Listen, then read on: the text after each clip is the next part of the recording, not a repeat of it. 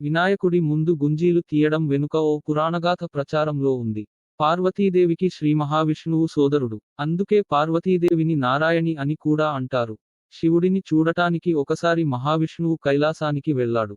సుదర్శనం, గద సహా ఆయుధాలన్నీ తీసి పక్కన పెట్టి, శివుని పక్కన కూర్చుని ముచ్చట్లలో పడతాడు.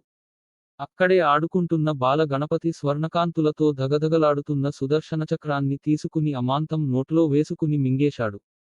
శివుడితో కబుర్లలో మునిగిన విష్ణువు దీనిని గమనించి కొద్దిసేపటి తర్వాత తన ఆయుధాలు ఉంచిన చోట చూస్తే సుదర్శన చక్రం కనిపించలేదు. ఎక్కడ ఉంచానో అనుకుంటూ వెతకడం ప్రారంభించాడు. అప్పుడే అక్కడకు వచ్చిన బాలగణేశుడు ఏం వెతుకున్నావ్ అని అడిగితే, నా సుదర్శన చక్రం ఎక్కడ పెట్టానో మరిచిపోయాను, దానినే వెతుకుతున్నా అని సమాధానం చెప్పాడు శ్రీ మహావిష్ణువు.